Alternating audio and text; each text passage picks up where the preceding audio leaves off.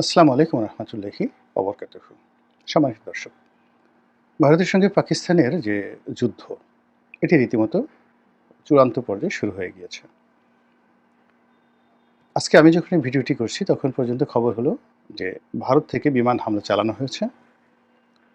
পাকিস্তান তার যে air defence system রয়েছে, আকাশ প্রতিরক্ষা ব্যবস্থা, এর মাধ্যমে বেশ কিছু আক্রমণকে তারা ব্যর্থ করে দিয়েছে। আন্তর্জাতিক গণমাধ্যমের খবর অনুযায়ী ভারতের বেশ কয়েকটি বিমান তারা ভূপাতিত করতে পেরেছে। অনেকগুলো ক্ষেপণাস্ত্র তারা অকার্যকর করে ফেলেছে, ইত্যাদি, ইত্যাদি নানা রকম খবর।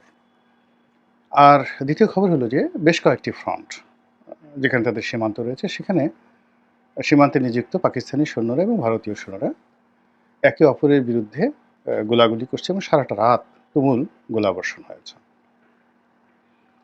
পাকিস্তান সময় নিচ্ছে বিশ্ব জনমত তাদের পক্ষে নেওয়ার জন্য। ভারত তাদের দেশে যে হামলা করেছে, এ থেকে তারা কাপুরুষের মতো হামলা এবং নগ্ন হামলা, অর্থাৎ উলঙ্গ হামলা, লজ্জাহীন হামলা, এটাকে প্রমাণ করার জন্য তারা আন্তর্জাতিক গণমাধ্যমকে এনে এবং দেশীয় গণমাধ্যমের মাধ্যমে পুরো বিষয়টি সারা দুনিয়াতে তারা প্রচার করবে। দ্বিতীয়ত, পাকিস্তানের প্রধানমন্ত্রী এবং সেনাপ্রধান তাদের যে বক্তব্য, সে বক্তব্য হলো যে এটির পাল্টা জবাব দেয়া হবে। তো এখন পর্যন্ত পাকিস্তানের, আমি যখন এই ভিডিও করছি তখন পর্যন্ত পাকিস্তানের আসলে পক্ষ থেকে আক্রমণ চালানো হয়নি। তা আমার আসলে প্রথম থেকে ধারণা ছিল যে ধারণাটি আমার আসলে ভুল হয়ে গেছে। আমি আশা করিনি এটা হয়তো আমার শান্তিপ্রিয় মন মানসিকতার জন্য ভারত এবং পাকিস্তানের যুদ্ধ হবে, এটা আমি আসলে কল্পনা করিনি, আশা করিনি। ভয় ছিল, আতঙ্ক ছিল, কিন্তু যুদ্ধ লাগুক, উভয় পক্ষ জড়িয়ে পড়ুক, আর তার উত্তাপ এসে বাংলাদেশে ছড়িয়ে পড়ুক, এটা আমি এখনো স্বপ্নে কল্পনা করতে পারি না। তো যার জন্য আমি আরেকটা ভিডিও বানিয়েছিলাম যে এরকম পাকিস্তান এটার যারা ভারত শেষ পর্যন্ত যুদ্ধ করবে না। তো সেই ভিডিওটা আসলে গতকাল, অর্থাৎ আজকে ভোর রাত্রে আমি যখন আজকে যখন দিনের বেলায় এই ভিডিওটা করছি, তার আগের ভোর রাত্রে মূলত পাকিস্তান এই আক্রমণ চালিয়েছে। ভারতে আক্রমণ চালিয়েছে। তখন আমি দেখলাম যে আমার সেই ভিডিওটি আসলে এখন আর কার্যকর নেই। আমি সেটা ডিলিট করে দিলাম। সেটা আসলে আজকে দেওয়ার কথা ছিল। এনিওয়ে, কিন্তু এর মধ্যে এই ঘটনাটা ঘটে গেল।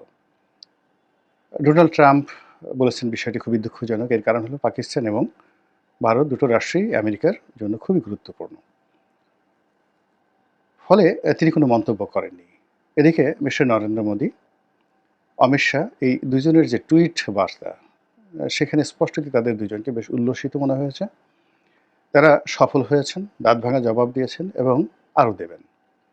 ইতিমধ্যে মিস্টার নরেন্দ্র মোদী তার বন্ধুদের সঙ্গে কথা বলেছেন বিশ্বের বিভিন্ন দেশে যারা রাষ্ট্রনায়ক রয়েছেন, এবং সেই বিষয়গুলো নিয়ে একের পর এক টুইট করছেন। ভারতীয় যে মিডিয়াগুলো রয়েছে তারা ভীষণ খুশি। তারা ইতিমধ্যে অনেকেই গত সেই পেহেলগাম যে হত্যাকাণ্ড, তারপরে তারা হতাশ হয়ে পড়েছিল। নরেন্দ্র মোদী বিরোধী স্লোগান দিচ্ছিল। জনগণও ভারতের যে কাপুরুষতা নিয়ে ঠাট্টা মশকরা করছিল, পাকিস্তানও ঠাট্টা মশকরা করছিল। ঠিক সেই জায়গাটিতে একটা যুদ্ধের উত্তেজনা নয়, রীতিমতো যুদ্ধ শুরু হয়ে গেল। এখন প্রশ্ন হলো এই যুদ্ধ কতদিন চলবে? অতীতে আমরা ভারত এবং পাকিস্তানের মধ্যে যে কয়েকটি যুদ্ধ হয়েছে, এগুলো সবই প্রায় স্বল্পকালীন যুদ্ধ ছিল। ৬৫ সনের যুদ্ধ, ১৯৭১ সনের যুদ্ধ, এই যুদ্ধ ছাড়াও আরও যে যুদ্ধ হয়েছে খুব স্বল্প সময়ের জন্য, ১৫ দিনও তারা এই যুদ্ধ করেনি। এর মধ্যে রাশিয়া হস্তক্ষেপ করেছে, আমেরিকা হস্তক্ষেপ করেছে, বিশ্বের পরাশক্তিগুলো হস্তক্ষেপ করেছে এবং যুদ্ধ বন্ধ হয়ে গিয়েছে। অধিকন্তু যে সময়টাতে অতীতে যুদ্ধ হয়েছে তখন ভারতের যে রাজনৈতিক নেতৃত্ব, বর্তমানে যারা আছেন ভারত এবং পাকিস্তানের রাজনৈতিক নেতৃত্ব সর্ববিচারে, তখন পাকিস্তান এবং ভারত উভয় দেশের যে রাজনৈতিক নেতৃত্ব, তারা পলিটিক্যালি অনেক ম্যাচিউর ছিলেন, জনমুখী ছিলেন।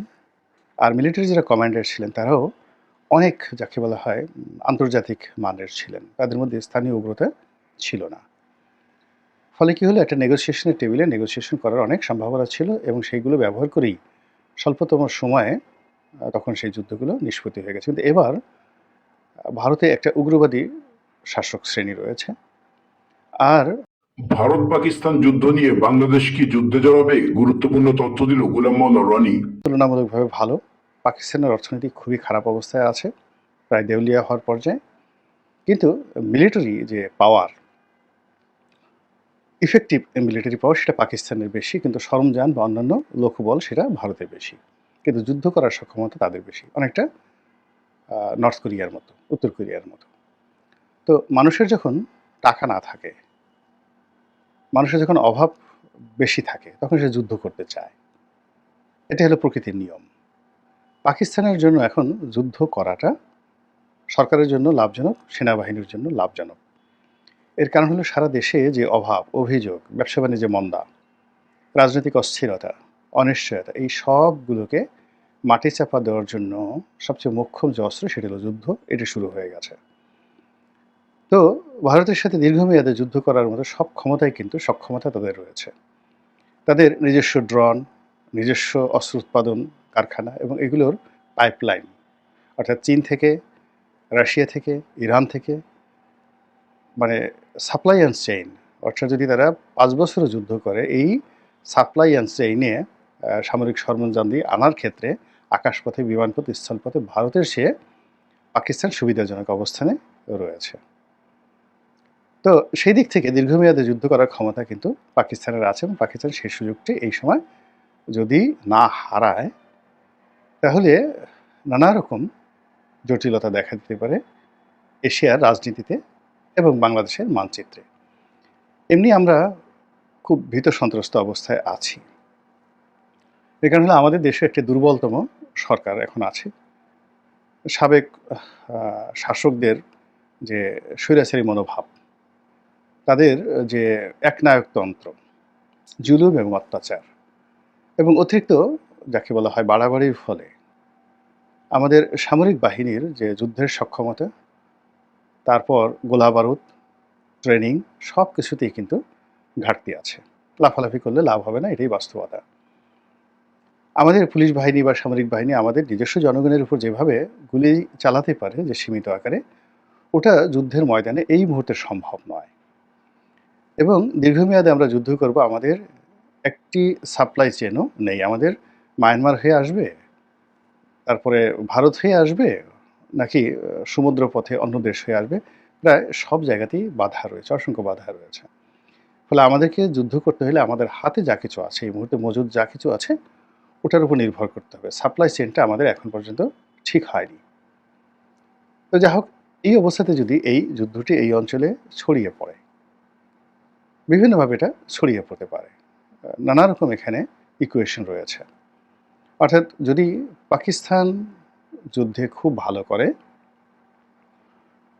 এবং বাংলাদেশ যদি পাকিস্তানকে সাপোর্ট করে এখানে, যেটা বাংলাদেশের জনগণ ইতিমধ্যে পাগল হয়ে গেছে পাকিস্তানকে সাপোর্ট করার জন্য, এবং জনগণের সঙ্গে তাল মিলে যদি সরকার ঠিক সেম কাজটি করে, তাহলে আমাদের যে শিলিগুড়ি করিডর, উত্তরবঙ্গ, এটা ভারতের যে হুমকি, সেই হুমকির মুখে পড়বে। দ্বিতীয় যে বিষয়টি রয়েছে সেটি হলো যে যদি আবার সরকার, জনগণ তো এই মুহূর্তে প্রচণ্ড ভারতকে ঘৃণা করে। তো যদি ভারতের দিকে সরকার অগ্রগামী হয় এবং ভারততোষণ নীতি সরকার গ্রহণ করে পাকিস্তানকে খেপিয়ে তুলে, তাহলে সেক্ষেত্রে আমেরিকা এবং পাকিস্তান এবং আমাদের দেশের যে ইসলামী দলগুলো রয়েছে তাদের মধ্যে যে একটা ত্রয়ী বন্ধুত্ব তৈরি হয়ে গেছে, এই ত্রয়ী বন্ধুত্বের ফলে আমাদের যে টেকনাফ, টেকনাফে যে মানচিত্র রয়েছে, সেন্ট মার্টিনে যে আমাদের অবস্থান রয়েছে, এই সবগুলোই কিন্তু সমস্যা দেখা দেবে।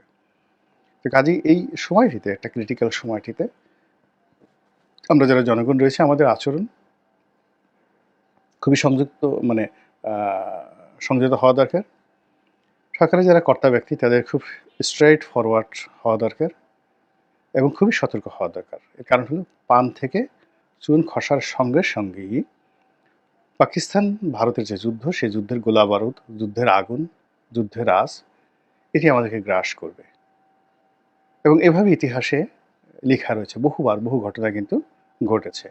সেই আলেকজান্ডার এসেছেন সেই আফগানিস্তান হয়ে বর্তমান পাকিস্তানে ঢুকেছেন, পুরুষ সাথে যুদ্ধ করেছেন, তার আস এই বাংলায় পড়েছে।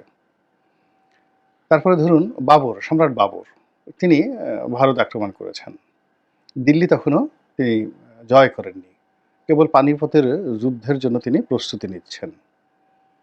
আপনি চিন্তা করুন যে পানিপথের যুদ্ধের ওই আস তখনকার বাংলাদেশের রাজনীতিতে লেগেছে এবং বাংলাদেশ পুরো দুটো ভাগে বিভক্ত হয়ে গেছে। মানে একদল বাবরের পক্ষে, আর একদল বাবর বিরোধী যে ইব্রাহিম লোদির যে ছোট ভাই তার পক্ষে। তো কাজে এই যুদ্ধ যদি প্রলম্বিত হয়, আমি এরকম অসংখ্য ঘটনা আপনাদেরকে বলতে পারবো যে দিল্লিতে ঘটনা ঘটেছে, পিন্ডিতে ঘটনা ঘটেছে, এমনকি আফগানিস্তানে ঘটনা ঘটেছে। তার রেশ এই বাংলাতে এসে মধ্যযুগে পড়েছে, প্রাচীন যুগে পড়েছে, ইংরেজদের জমানাতে পড়েছে, আর এখন কেন পড়বে না, এখন আরও বেশি পড়বে। আমাদের ব্যবসা বাণিজ্য ভারতের সঙ্গে প্রায় বন্ধ হওয়ার মতো উপক্রম। পাকিস্তানের সঙ্গে আমরা একটা নতুন দিগন্ত চালু করার চেষ্টা করেছি। চীনের সঙ্গে আমরা একটা ভালো বন্ধুত্ব করার চেষ্টা করছি। ঠিক এই সময়টাতে এই যুদ্ধ আমাদেরকে কিন্তু তছনছ করে ছেড়ে দেবে। এমনিতে আমরা যাকে বলা হয় ইউক্রেন যুদ্ধের কারণে মারাত্মকভাবে ক্ষতিগ্রস্ত হয়েছি। আমাদের তুলা, তারপরে আমাদের গম, এসবই ইউক্রেন থেকে একটা আসতো। এরপরে আরও অনেক কনভেনশনাল, নন কনভেনশনাল আইটেম যেগুলো রাশিয়া এবং ইউক্রেন থেকে আসতো। সেখানে আমাদের একটা বাজারও তৈরি হয়েছিল রপ্তানি পণ্যের জন্য। প্রায় সব কিছু মুখ থুবড়ে পড়ে গেছে। আর এই যুদ্ধের ফলে যে আন্তর্জাতিক সমস্যাগুলো তৈরি হয়েছে, সেই সমস্যা আমাদেরকে গ্রাস করেছে। তার সঙ্গে যদি এই ভারত পাকিস্তানের যুদ্ধের নানামুখী নেতিবাচক দিকগুলো রয়েছে, সেগুলো আমাদের উপর চেপে যায়, তাহলে এই দুর্বল সরকার এবং অর্থনৈতিকভাবে এখন আমরা বিপর্যস্ত ব্যক্তি, যেটা মাইক্রো লেভেলে যে অর্থনীতি রয়েছে, সেটা একেবারে হুমকির মুখে। তো সেখানে একটু পান থেকে চুন খসলে স্রেফ দুর্ভিক্ষ হয়ে যাবে। আমাদের দেশে এরকম পলাশির যুদ্ধের পর 1757 থেকে 1769 পর্যন্ত যে বাংলার দুরবস্থা, সেই দুরবস্থার কারণে আমাদের ইতিহাসের সবচেয়ে বড় দুর্ভিক্ষ 1770 সালে এই বাংলায় হয়েছিল। এবং সেই দুর্ভিক্ষে আমাদের অন্তত পক্ষে মানে 20% লোক, বলা হয় যে 35 লাখ লোক ওই সময়টাতে মারা গিয়েছিল। প্রতি 5 জনে 1 জন করে লোক মারা গিয়েছিল না খেয়ে, চোখের সামনে। তো এই বাংলাদেশ আমরা কি করতে পারি? আমরা যখনই বিপদে পড়ি বা পড়েছি অতীতে, সেই বিপদ মোকাবেলা করতে গিয়ে আমাদেরকে দুর্ভিক্ষ মোকাবেলা করতে হয়েছে।